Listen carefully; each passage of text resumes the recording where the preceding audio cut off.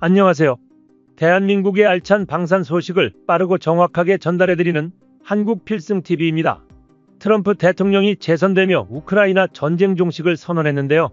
많은 전문가들은 이에 대해 러시아에게 우크라이나 영토 일부를 떼어주며 합의안을 제시하는 방향으로 전쟁이 종결될 것이라는 의견을 내고 있습니다. 이는 동유럽과 유럽 각국이 러시아와 더욱 가까워진다는 뜻인데, 이로 인해 유럽의 안보 불안이 더욱 크게 증대하고 국방비 예산도 급격히 늘어나는 상황입니다. 한국은 최근 몇 년 동안 방위산업에 강자로 군림하며 불안한 국제정세와 맞물로 매출도 수익도 역대급을 기록하고 있는데요. 실로 K방산 중흥기를 맞이했다 할 수 있습니다. 최근 산업연구원의 우크라이나 전쟁 이후 글로벌 방산시장의 변화와 시사점 보고서에 따르면 향후 10년간 전세계 국방예산은 기존 전망치보다 2조 달러, 한화 약 2,600조 원, 무기획득 예산은 600억 달러, 한화 약 780조 원 이상 증가할 전망을 보이고 있습니다. 이로 인해 국제 방산시장에서 신흥강자로 떠오르는 한국에게는 절호의 기회로 다가오고 있습니다. 한국 방산은 동유럽을 기점으로 중동, 동남아는 물론 미국 본토까지 퍼져나가고 있습니다. 최근 루마니아에서 K2 전차 실사격을 진행하며 수주를 위한 구매 협상 진행이 마무리 단계에 다가왔습니다. 현재 루마니아는 9년대화를 위해 300대의 전차를 신규 도입할 계획입니다.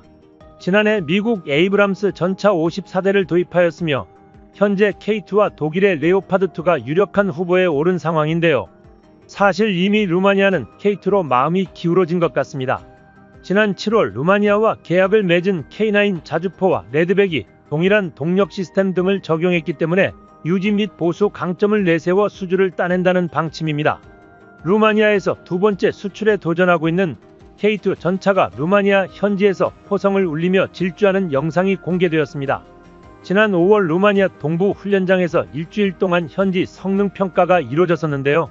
이번 테스트에서 K2 전차는 전속력 질주, 전속후진, 급선의 기동, 기동중 사격 등 가능한 모든 주행을 선보였습니다.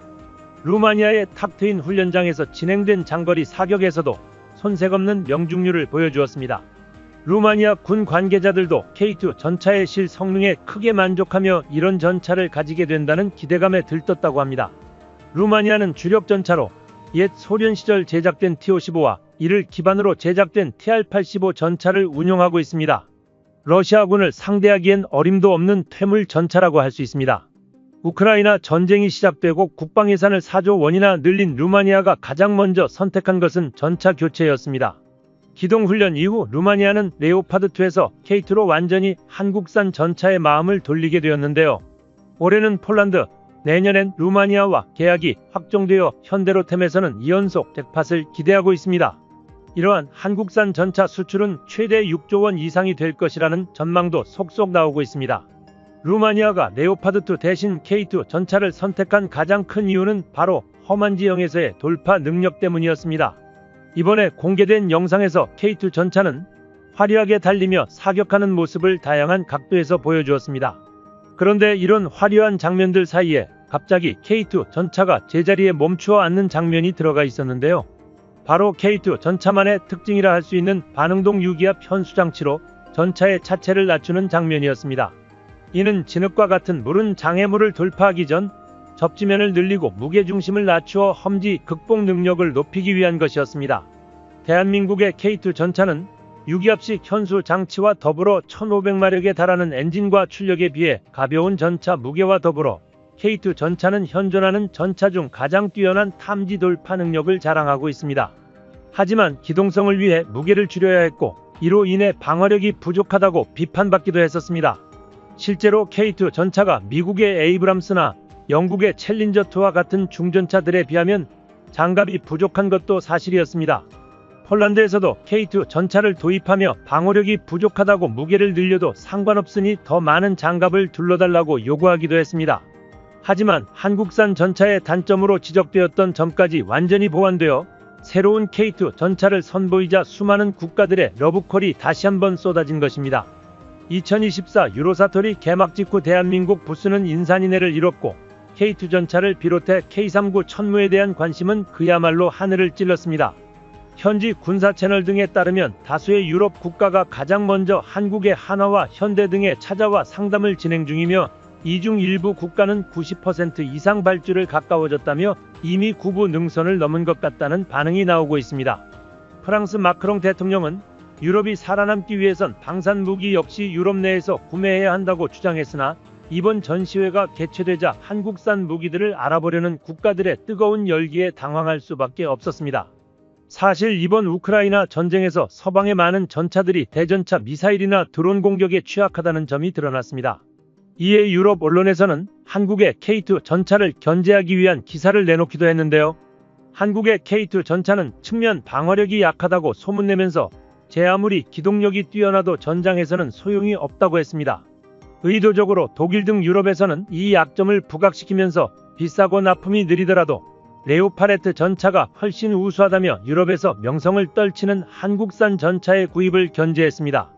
하지만 한국은 유럽 최대 방산전시회 독일과 프랑스 등 유럽의 방산선진국에 입을 다물 수밖에 없는 새로운 K2 전차를 들고 왔습니다.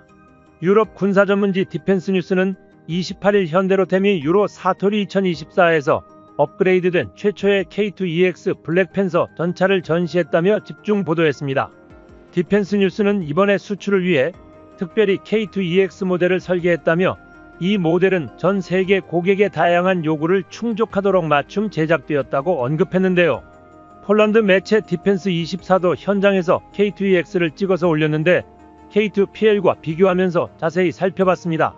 전문가들은 K2EX는 정확히 유럽 고객들을 위해 맞춤 제작된 모델이라고 말했습니다. 최초에는 대전차 미사일과 드론 공격을 저지하는 복합 능동방어 장치가 장착되었고 360도 전방위 시야를 제공하는 전장 상황인식 체계와 원격 조종 무기 체계를 탑재해 작전 효율성을 높였습니다. K2 방어력은 복합 장갑과 폭발 반응 장갑 블록을 통합한 능동방어 시스템으로 강화되어 최신 트렌드인 능동방어 체계와 안티 드론 체계로 구성되었습니다. 우크라이나 전쟁 이후 전차 도입 사업을 진행 중인 국가는 미사일이 전차에 도달하기 전 감지에 요격하는 능동방어 체계 장착을 필수 조건으로 삼고 있습니다. K2EX에서 주목할 만한 혁신은 정보 주입탄을 사용할 수 있도록 개량한 것인데 이를 통해 승무원은 탄약 폭발의 타이밍과 특성을 제어할 수 있어 전투 전력에 더 많은 유연성을 제공한다고 했습니다. 또한 K2는 첨단 사격 통제 시스템, 밀리미터 대역 레이더, 거리 측정기 및 측풍 센서로 지원되는데 이런 시스템은 다양하고 위험한 상황에서 승무원을 종합적으로 보호하는 시스템입니다. 유럽에서 K2 전차가 공격력과 기동성, 가격과 납기 등 모든 면에서 뛰어나다고 널리 알려져 있지만 측면 장갑이 다소 취약하며 약점이라고 언급되자 한국에서는 유럽 언론을 비웃기라도 하듯이 다시는 이런 말을 못하도록 전차는 물론 승무원까지 완벽하게 보호할 수 있도록 만들어버렸습니다. 또한 K2EX의 놀라운 점은 전투 중량입니다.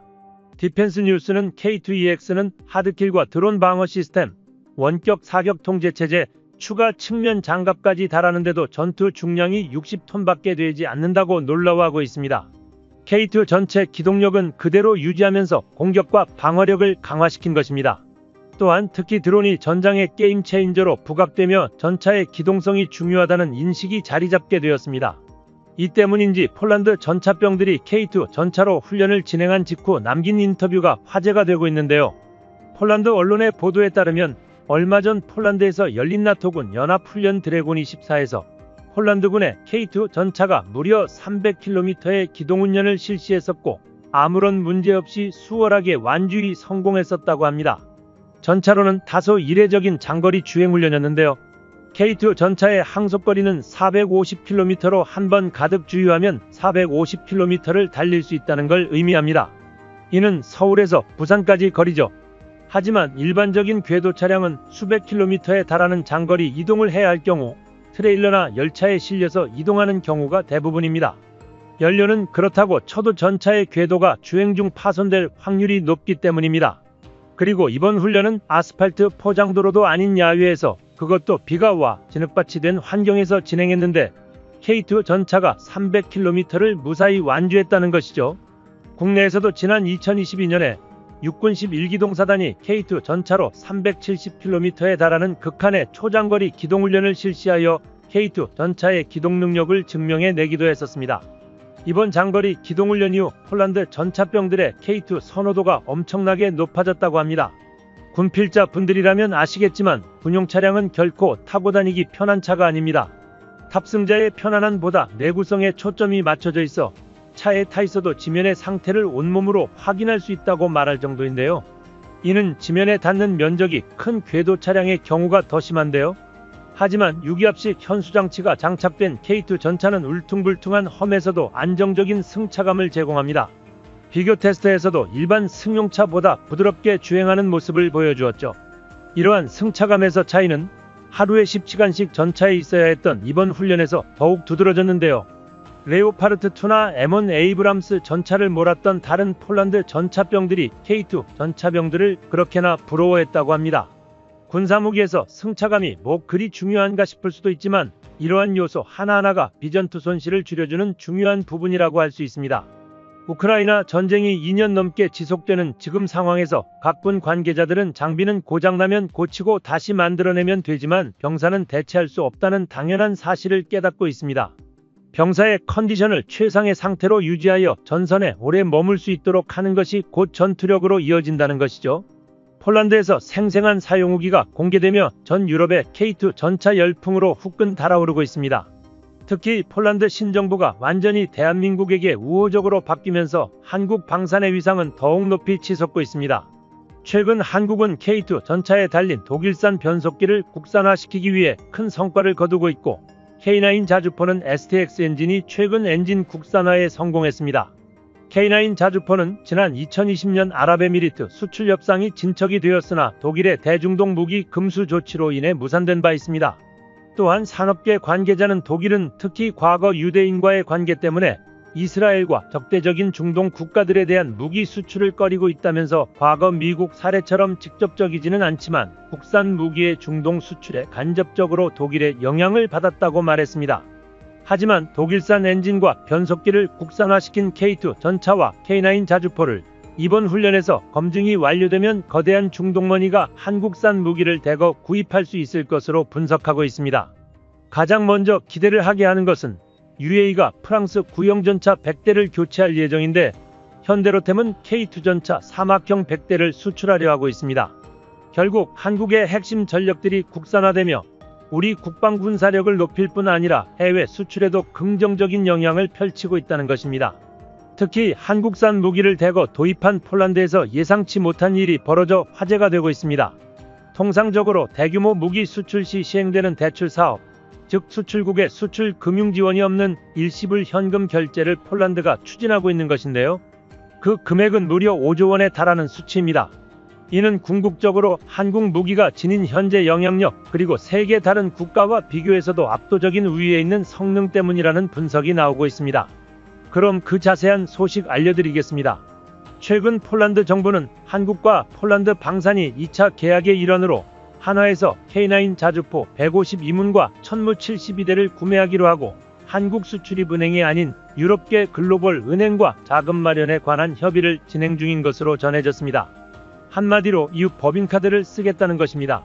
앞서 1차 계약을 체결할 때까지만 해도 한국수출입은행과 한국무역보험공사가 계약 금액의 80%가량인 100억 달러 규모의 대출과 보증을 지원해 주었습니다. 이건 한국이 글로벌 경제적인 측면에서 마이너스 요소가 아니라 통상적으로 방산 계약을 정부 간 계약 성격이 강하고 수출 규모도 크기에 수출국에서 저금리의 정책 금융 보증 보험을 지원하는 것이 국제적인 관례입니다. 오히려 지원을 받지 않는 것이 더 이례적입니다. 하지만 폴란드가 자체 자금 마련으로 방향을 튼 이유에 대해 궁금하실 텐데요. 이는 크게 세 가지로 러시아 우크라이나 전쟁이 장기화되면서 자국 안보 우려가 커지는 상황에서 믿을 수 있는 무기를 대량으로 빠르게 도입해야 한다는 판단과 두 번째로 안제이 두다 대통령의 임기가 얼마 남지 않은 상황에서 임기 내에 2차 계약을 확정 지으려는 계획입니다. 셋째는 미국 대선에서 우크라이나 지원을 중단해야 한다고 주장하는 도널드 트럼프 대통령의 당선 가능성이 높아지면서 폴란드가 느끼는 안보 위기감이 더 커지고 있기 때문입니다. 폴란드는 러시아와 벨라루스 그리고 우크라이나까지 모든 국경을 맞대고 있는 유일한 국가로 수출금융 지원 조건 문제로 한국산 무기 도입이 늦어지게 되면 자칫 소탐대실할 수가 있습니다. 또 어차피 한국 외에는 가성비 높은 방산 제품을 원하는 시간에 공급할 수 있는 나라가 현재로서는 존재하지 않습니다. 폴란드의 이러한 이례적인 선택은 한국 무기의 우수성을 홍보해주는 효과로 나오고 있는데요. 최근에는 안제이 두다 대통령이 직접 방한하여 한화, 현대, 카이 등을 방문했으며 대한민국과의 우정을 탄탄히 하겠다고 직접 언급해 한국에 대해 극히 우호적인 입장을 나타냈습니다. 한국과 대규모 방산개혁을 추진했던 안제이 두다 대통령은 작년 말 새로 집권한 총리 측과 여러 갈등을 빚으면서 비난 아닌 비난도 자국 내에서 꽤나 받은 것으로 확인됩니다. 투스크 총리 진영은 정권교체에 성공한 이후 그 즉시 한국산 무기 도입에 대해 비판하면서 계약을 처리해야 한다는 강경한 주장도 펼쳤는데요. 로이터에 따르면 야권연합의 일원인 시몬 호어브니아 하원의장은 PIS 정부가 10월 15일 이후 서명한 합의는 파기될 수 있다면서 감사원은 계약상 문제가 없는지 철저히 검토할 것이며 도입된 무기 역시 현지 추가 테스트를 통해 엄격하게 관리될 것이다라고 했습니다. 그러나 총선 이후 현재 1년이 지난 현 시점 실질적으로 철회되거나 축소되는 등 연기된 계약은 단 한 차례도 없었는 것이 팩트죠. 신정부의 까다로운 검증과 때로는 근거 없는 비방에도 불구하고 실운영자들에 의해 극찬을 받으면서 없어서는 안 될 무기직으로 자리 잡게 되었죠. 폴란드는 현대로템과 K2 전차 2차 이행 계약을 준비 중입니다. 구체적인 조건은 정해지지 않았지만 1차 때와 같은 180대가 유력합니다. 계약 규모는 1차에 약 40억 달러를 크게 웃도는 70억에서 80억 달러, 하나로는 약 9조에서 11조 원에 이르는 수준입니다. 2차에선 업그레이드 모델 K2 PL이 공급되는 데다가 유지보수 MRO에 필요한 수리 부품, 군안전차 등이 포함되기 때문에 기존 계약금보다 상당 부분 큰 비율로 오를 예정입니다. 1차 계약에서 구입한 180대 외에 나머지 820대는 폴란드에서 생산하는 조건에 이번 2차 계약 물량부터 폴란드에서 생산하는 것으로 예정되어 있죠. 자녀분에 대한 계약이 순차적으로 이루어지는 과정에서 MRO 수요도 확대될 것으로 보입니다. 시간이 흐를수록 노후와 이슈가 부각되는 만큼 제조사에겐 굉장히 플러스 알파 요인이 될 것으로 군 전문가들은 예측하고 있습니다. K2 전차의 수명주기를 따졌을 때 30%가 제품 가격이라면 70%는 MRO 등 애프터마켓이 차지한다는 언급도 덧붙였습니다. 폴란드는 나토, 북대서양조약기구 국가 중 국내 총생산 GDP 대비 국방비가 최고 수준입니다. 우크라이나와 인접한 폴란드는 러시아 우크라이나 전쟁 결과에 따라 자국이 나토 등 서방과 러시아 간 최전선이 될 상황을 예의주시하고 있습니다. 러시아와 충돌을 우려한 폴란드는 내년도 국방 예산으로 역대 최대인 1,870억 주어치 약 65조 원을 편성하기도 했습니다. 업계는 국방력 강화에 주력 중인 폴란드가 K9 자주포 125문과 천무 다연장 로켓 72대 구입에 대한 한화에어로스페이스와의 2차 이행 계약을 연내 체결할 것으로 보고 있습니다. 미국 군사력 평가기관 글로벌 파이어파워 GFP는 2024년 군사력 평가지수에 한국을 5위로 두었습니다. 1위는 미국, 북한은 36위에 그쳤었는데요. GFP의 군사력 평가지수는 병력, 무기수는 물론 경제력, 전시 동원 가능 인력, 국방예산 등 60개 이상의 개별 항목 지표를 활용해 산출합니다. 2023년 한국은 6위였지만 올해 영국을 앞질러 5위가 되었는데요. 최근 해당 기관에 속한 군사전문가 데니얼 화이트는 2025년 대한민국의 군사력 순위는 최소 한 단계에서 많게는 두 단계까지 높아질 수 있다며 한국의 내년 군사력 순위를 3위 혹은 4위로 예상했습니다. 특히 그는 아미 코그니션 담화에서 독일, 미국, 프랑스 다 둘러봤지만 한국을 이길 수는 없었다고 언급해 화제가 되기도 하였는데요. 그만큼 대한민국 방산무기의 위상이 높아진 것 같습니다. K9과 K2를 필두로 대한민국 기갑전력이 더욱 단단하게 한국을 국방력과 경제력을 지켜나가길 바랍니다. 한국필승TV 시청해주셔서 감사합니다. 좋아요, 구독, 알림 설정 해두시면 언제나 신속하고 정확한 국방 소식 전달해드리겠습니다. 구독자 여러분 좋은 하루 보내세요.